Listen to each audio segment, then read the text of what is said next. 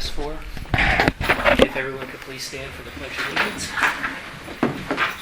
I pledge allegiance to the flag of the United States of America and to the republic for which it stands, one nation, under God, indivisible, with liberty and justice for all.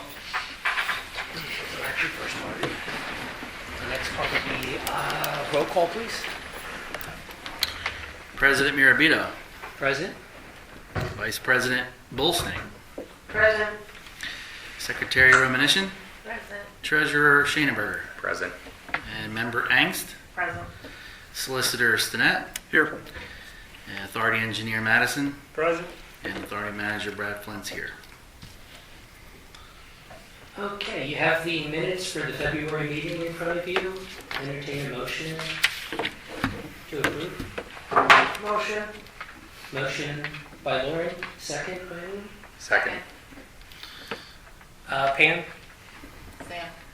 Sam. Oh, was it Sam. Sam? Yeah. Oh, I'm sorry, Sam. You guys sound alike. All those in favor signify by saying aye. Aye. Opposed? Motion carries. And we have no motion items or anything of that sort. Public comment.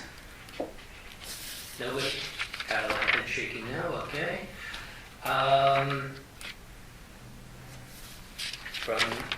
Anything from the engineer?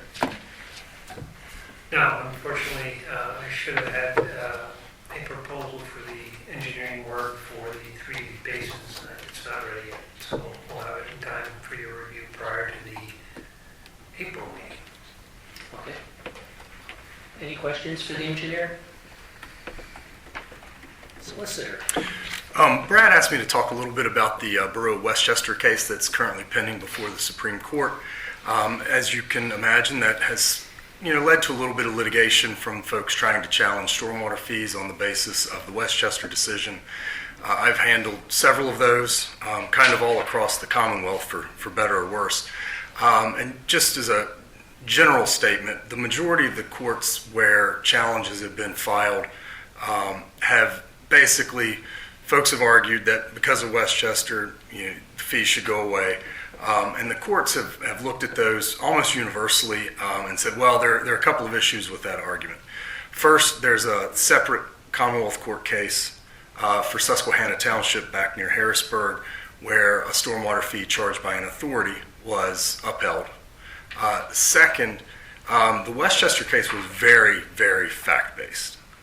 The case was filed in 2018. And the ruling was essentially based on the facts that were within the record in that case. It's actually at the Supreme Court largely to determine if the lower court, the Commonwealth Court, had sufficient evidence to make the ruling that it did. The other issue is that there were a lot of misstatements in the facts. The manager no longer works there because of some of the things he said in a deposition that were not correct, that were relied upon by the Commonwealth Court. So in the argument for the Westchester case at the Supreme Court, which was just over 7 months ago, the justices really focused on some of those and expressed some disagreement with that position. And I think generally speaking, we had someone there, it was in Philadelphia, I listened to it in the office.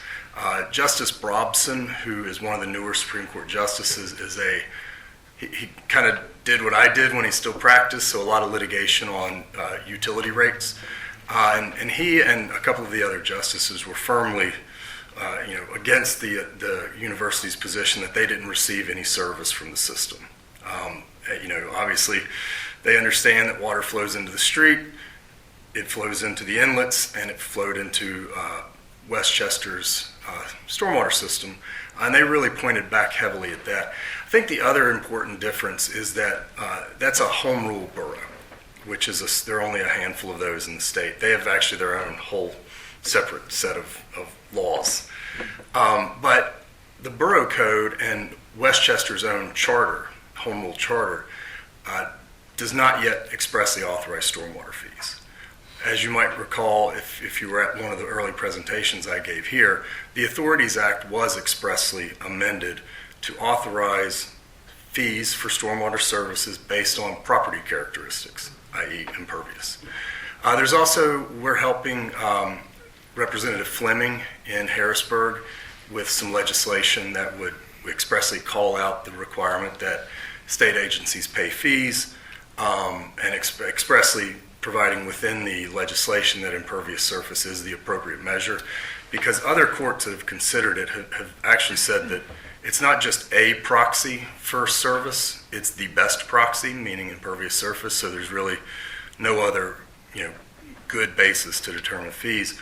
It's also, and as Ron can tell you, if you look at stormwater ordinances and the MS4 permits and things like that, those are triggered based on impervious. So it's really what the regulations require that sort of trigger your billing and things like that. So I think that pretty well covers it. We did write an amicus brief for, that's a friend of the court brief, for PMAA, PSATs, all those alphabet organizations that represent municipal entities, and I think 9 different municipalities. So those amicus briefs, I think there were like 18 submitted to the court. So obviously a pretty important issue. We are right around, the court is now averaging about 7 months between argument and opinion, and March 7th was 7 months. So I'm checking my email constantly because I will get an alert once the decision comes out. Based on how the questioning went from the justices, we're hopeful that it doesn't even get sent back down, which is one of the options. But based on the line of questioning from some of the judges, we're hopeful that they actually just reverse it. So that's what we're hoping for. As soon as we have a decision, we'll be sending out a blast or something, so you guys will know as soon as we can. Fantastic. Any questions for Lee? Okay. Finance update. February treasurer's report. And do we have any money to pay bills? You do, and yep, so we have that February treasurer report and the bill pay list with that, and it's ready for the board's adoption.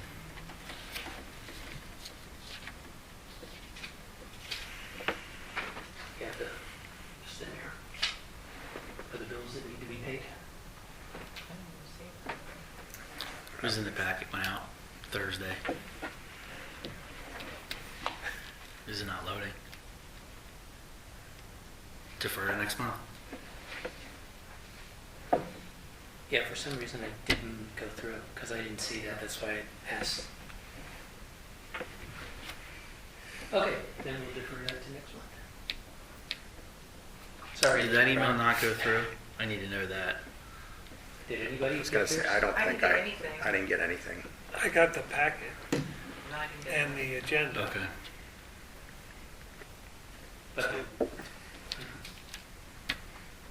Okay. Ooh.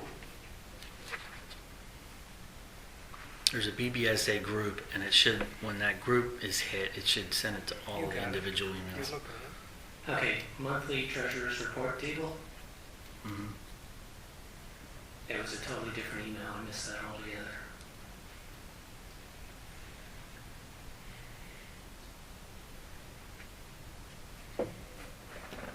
Is there anything that requires immediate payment?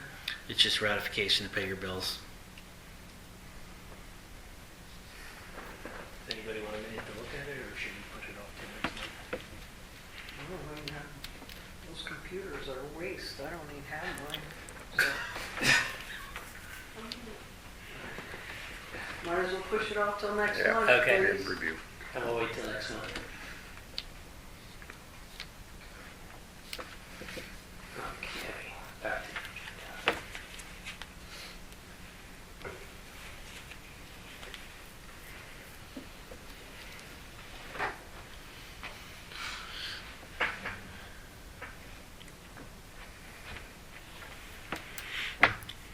And I guess that's it.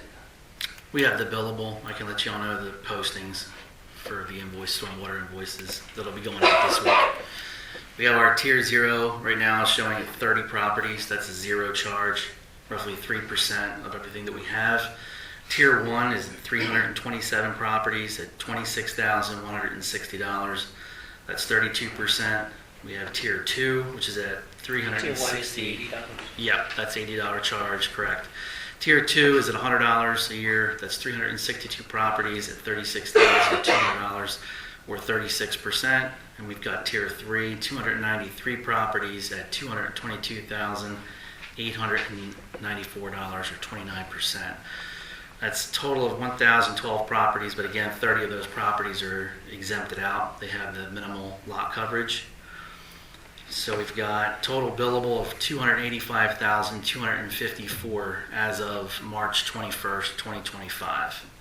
So 68% of the rateable is within that Tier 1 to Tier 2 of all properties. So between the $80 to $100 range. Those bills, we've got them printed. They're getting put in envelopes today and last week, so they'll go out officially Wednesday. May 31st will be the deadline on paying it at face value. After May 31st, it'll go up 10%, the penalty. And then we collect through December 31st. It goes in line just like the sanitation bills in the borough. You can use the same online bill pay as you can for sanitation. You can select between your different accounts, whether it's sanitation or your stormwater utility. And that's it. Any questions for Brad? Yes, sir. Just for the record, Brad, how many invoices went to the borough itself because of the borough-owned properties that have impervious coverage? Yep, we had, I think it was 8. We had a couple more I had to pull today, so we had around 8 ourselves. So Every property, not just properties that aren't the borough has to pay their fair share. Okay, anything else for the board? And I'll entertain a motion to adjourn. Motion. Motion by Lauren, Second. second by Sam. Yeah. All those in favor signify by saying aye. Aye. Opposed, motion carries. 611. So